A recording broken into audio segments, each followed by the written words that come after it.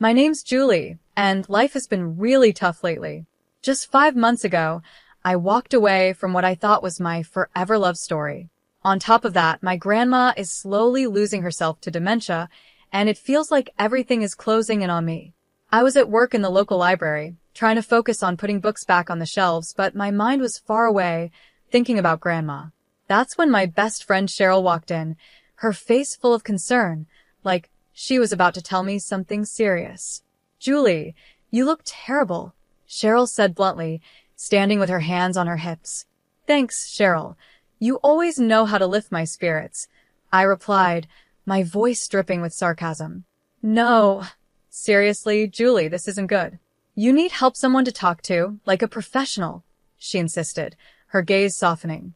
I knew she was right. The sleepless nights and constant stress were wearing me down. So, I sighed and said, "Maybe you're right. Do you know anyone?" She nodded eagerly. "Dr. Thompson. I've heard he's really good with cases like yours. I'll text you his info." I wasn't sure about opening up to a stranger, but something had to change. The very next day, I found myself sitting in Dr. Thompson's office. It was a cozy room with soft lighting and way too many diplomas on the wall. He was older, maybe in his late 50s, and had a calm presence that made the room feel a little safer. "So, Julie, tell me what's been bothering you," he began, his voice calm and reassuring. "Where do I even start?" I thought. "It's everything," I said, managing to get the words out. "I left my fiancé, my grandma is sick, and I just feel stuck." Dr. Thompson nodded, writing something down. "It sounds like you've got a lot on your shoulders. Let's work through it together," he said. As the sessions went on, I found myself telling him things I hadn't even admitted to myself. He never judged, just listened and sometimes responded with a gentle, or "I see." It felt like I was finally letting go of years of bottled-up fear and sadness. One day, after a session, I left his office feeling lighter than I had in a long time. The sun was setting, casting a warm glow over everything, and I actually smiled, feeling a small flicker of hope. That night, as I was heating up some canned soup in my small apartment, my phone buzzed. It was a message from Dr. Thompson, reminding me about a follow-up appointment. I stared at the screen for a while. This guy was becoming my lifeline, and part of me hated how much I needed him. Days turned into weeks, and before I knew it, 3 years had gone by. When I first walked into Dr. Thompson's office, I finally felt like I could breathe again, without the weight on my chest. I even managed to laugh at a joke Cheryl made, and for the first time in a while, it felt real. During one of those lighter moments, my phone rang. The number was unknown, but I answered it anyway. "Hello, Julie, it's Dr. Thompson," the voice on the other end said. I was surprised. "Dr. Thompson? Is everything okay?" I asked, feeling a bit nervous. Yes, everything's fine," he reassured me. "I wanted to talk about your progress and maybe extend an invitation." "An invitation?" I repeated, now curious. "Yes," he continued. "I was thinking we could meet for coffee, outside the office. You've made a lot of progress, and I believe seeing things from a new perspective might help." I hesitated, biting my lip. This felt unfamiliar. "Isn't that against some kind of rule or something?" I finally asked. There was a brief pause. "Well, you're not my patient anymore. I just thought it would be nice to catch up in a more relaxed setting," he replied. Something in the way he spoke made me agree. "Okay, sure. Coffee sounds nice," I said, ignoring the nervous flutter in my stomach. We met at a local cafe the following Wednesday. It felt strange seeing him outside the office, dressed in jeans and a casual shirt. He seemed like a regular guy, almost different from the professional I was used to. "You look well, Julie," he said with a warm smile as he greeted me. "Thanks, Dr. Thompson. I'm feeling better, too," I replied, tucking a loose strand of hair behind my ear. "Please call me James." "We're not in the office now," he said with a light laugh. I nodded, feeling a bit awkward. "Okay, James." Surprisingly, the conversation flowed easily. We talked about all sorts of things. He shared how much he loved hiking and how he always wanted to visit the Grand Canyon. I told him about my new hobby, painting, something I had started as a way to cope. As we sipped our coffee, he leaned in a little, his eyes serious but kind. "Julie, I've watched you grow and overcome so much. You're incredibly strong, you know that," he said.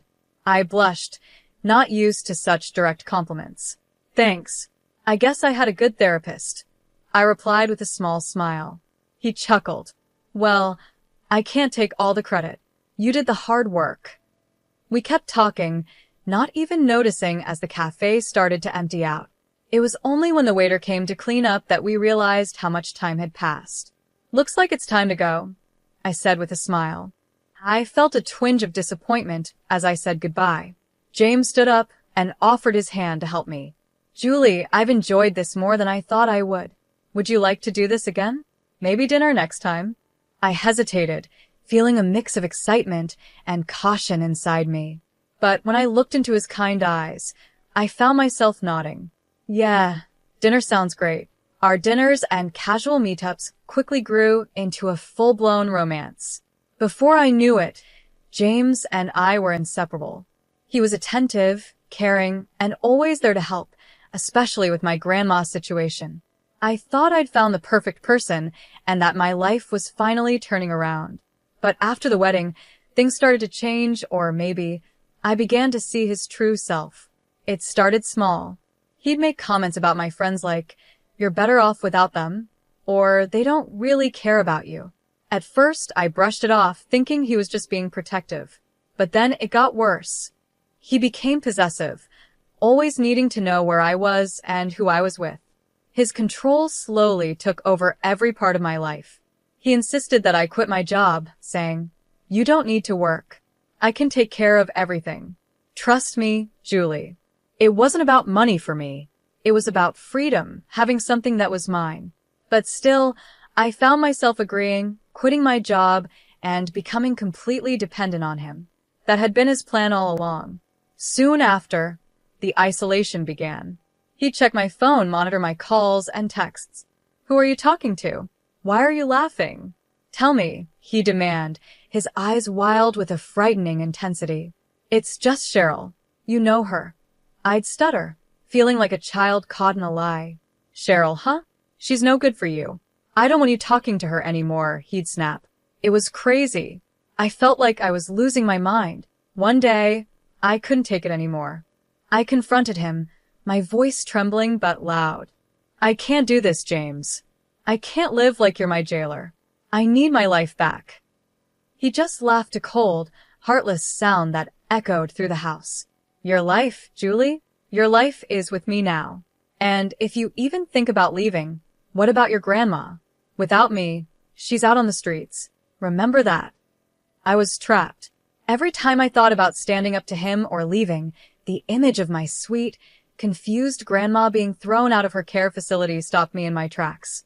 I was trapped in a web he had carefully created.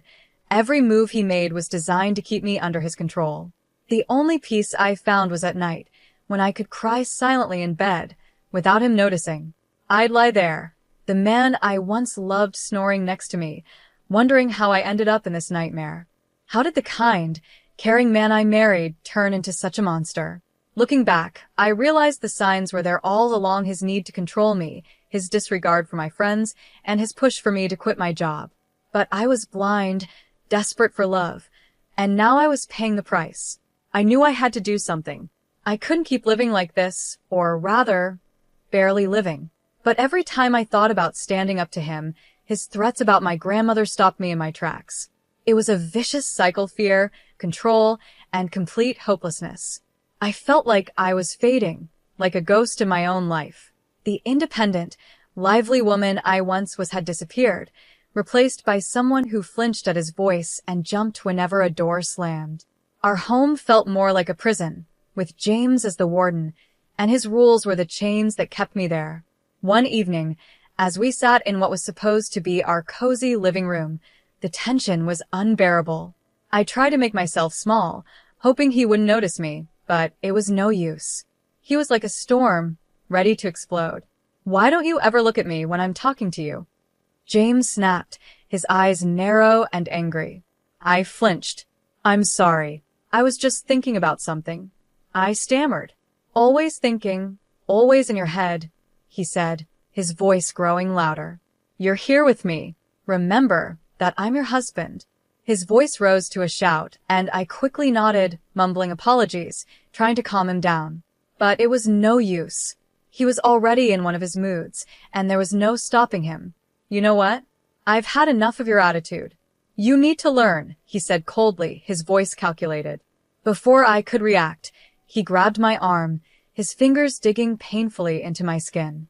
"James, please, you're hurting me," I cried, fear washing over me.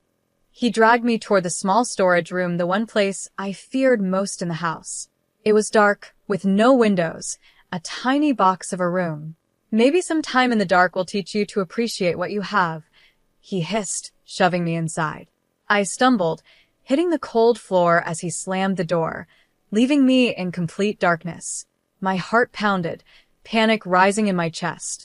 I had always been terrified of the dark, and now I was trapped in it, alone and terrified. I once told James about my fear of the dark back when I thought he cared. "James, please let me out. I'm scared of the dark, remember?" I yelled, my voice shaking. His cruel laughter was the last thing I heard before his footsteps faded away. I was left alone, trapped in the darkness, the weight of my situation pressing down on me. I curled up in a corner, my body trembling as I cried. Time passed, but I couldn't tell how long it felt like forever.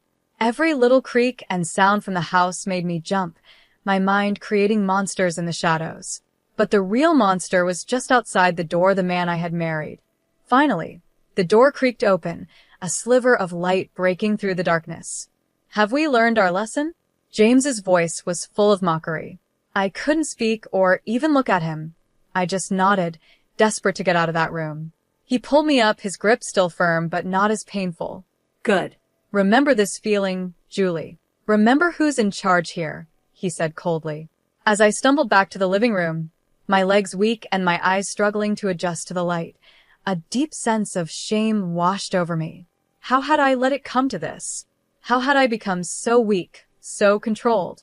But underneath the shame and fear, something else stirred: anger. I was angry at him for treating me this way, but I was also angry at myself for allowing it. That dark room was a wake-up call. I couldn't live like this anymore. I couldn't let him crush the last bit of who I was. Amidst all the darkness in my life, a tiny spark of hope appeared. I found out I was pregnant. As I held the positive test in my hands, a wave of emotions rushed over me. Fear, uncertainty, but also a fierce, protective love. I hoped that maybe this baby would change things, maybe even soften James, bringing back the man I once loved. With my heart racing, I approached him that evening. "James, I have something to tell you. We're going to have a baby." His reaction was immediate and terrifying. His face twisted, not with joy, but with anger. "A baby? No, that's not happening, Julie." I stepped back, his harsh words cutting deep. "But it's our child," I said, trying to plead with him. Maybe this could change things, make them better. He didn't care. His voice was cold as he spat out. "No, Julie, it's going to change nothing. You're going to get rid of it." I felt a sudden surge of defiance rise up inside me. "No, I won't do that. This child is part of me." In a rage, he grabbed my arm, his fingers digging into my skin painfully. "You don't understand, do you? You're mine. Everything you have is mine, your fears, your body, your future." I struggled, but James was too strong. "James, please let me go." I begged, but he didn't listen. Instead, he dragged me to a small locked room at the back of the house, the one place I avoided at all costs. The room was dark, damp, and full of spiders, my worst fear. With a rough shove, he pushed me inside, and the door slammed shut behind me. The sound of the lock clicking felt like the end. My heart raced as I heard the spiders moving in the darkness. I was trapped, the tiny space closing in on me, and the terror of the spiders taking over. "Let's see how long your maternal instincts last now," James taunted from the other side of the door. I screamed and pounded on the door, but it was no use.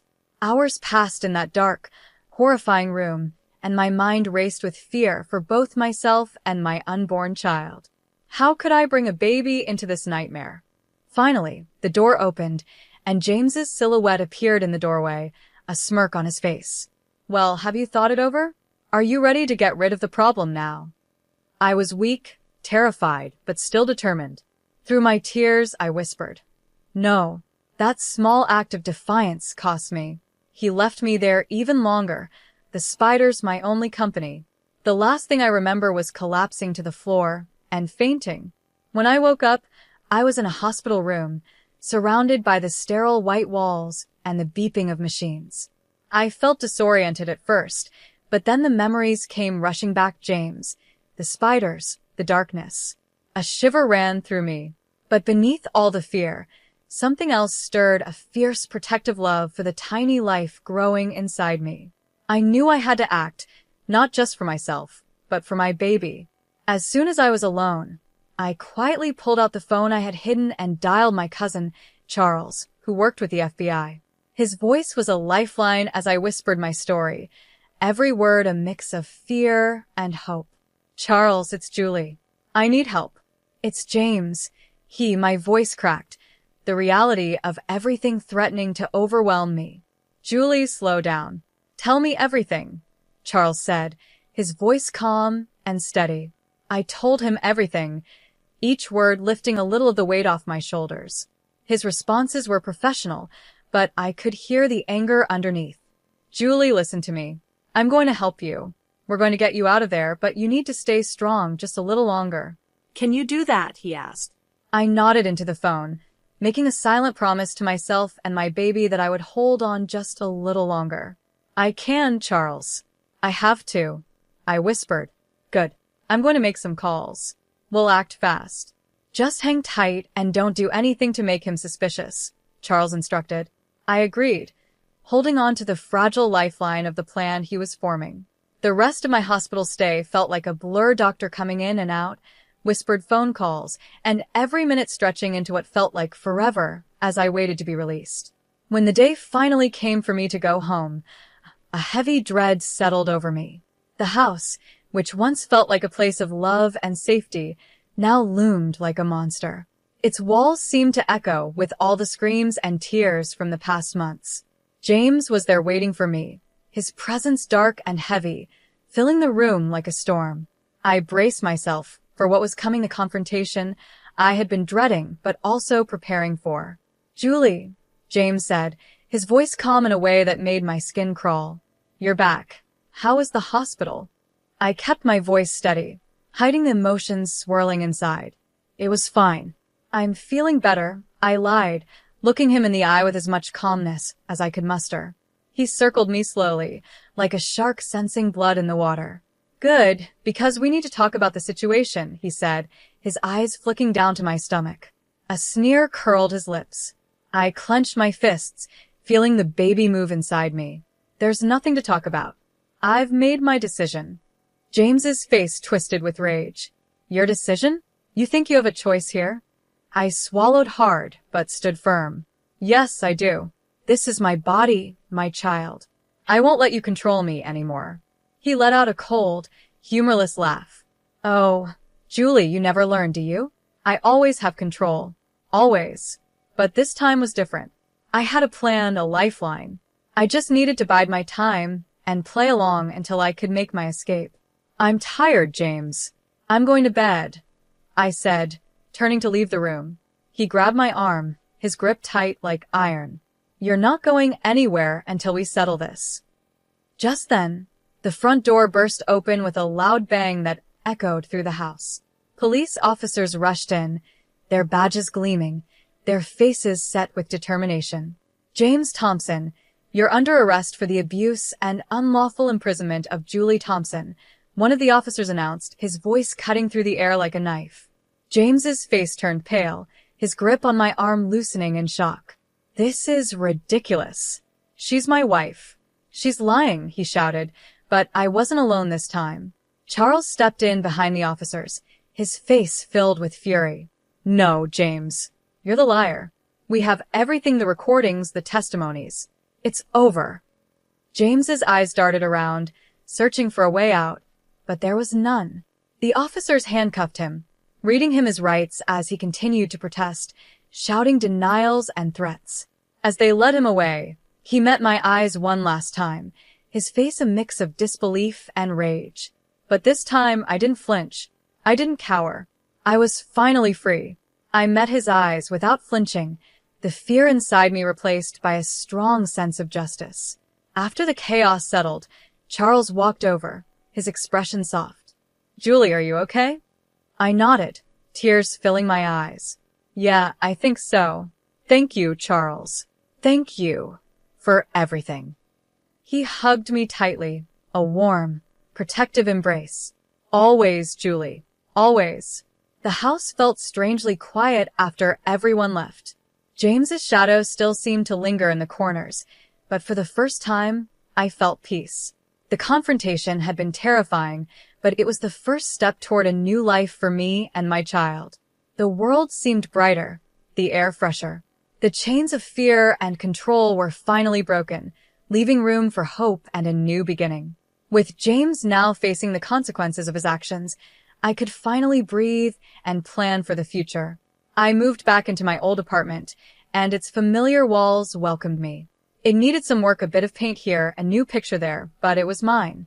As I unpacked a box of old photos and memories, there was a knock at the door. I opened it to see Cheryl, her face lighting up with a wide grin. "Julie, look at you. Free and glowing," she exclaimed. I laughed, the sound light and real. Cheryl, come in. "I've missed you." We sat down, surrounded by half-unpacked boxes, with a pot of coffee between us. "So, what's the plan now?"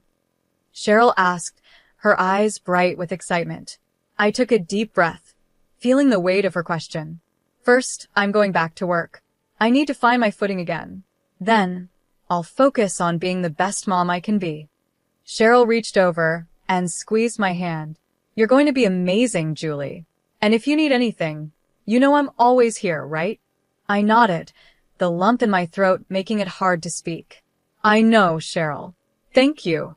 As days turned into weeks, I found a rhythm in my new life. I returned to work at the library, where the books and quiet gave me comfort.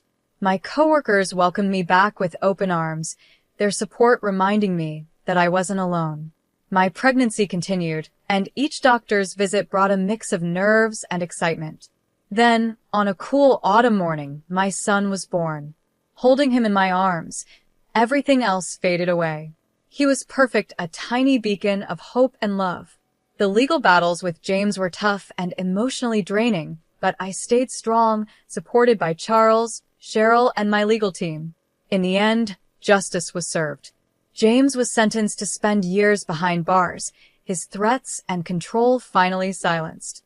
I received a settlement, a sum that ensured a comfortable future for my son, my grandmother, and me. But more than the money, it was the freedom that meant the most. I was no longer tied to a man who saw me as something to control. I was finally free. As my son grew, so did I. I learned to trust again, to laugh freely, and to love without fear. I made new friends, reconnected with old ones, and found joy in the small things. One day, as I watched my son playing in the park, a thought crossed my mind. "We did it, little one. We're really doing it," I whispered, tears of happiness filling my eyes. He looked up at me, his little face lighting up with a big smile, and in that moment, everything felt perfect.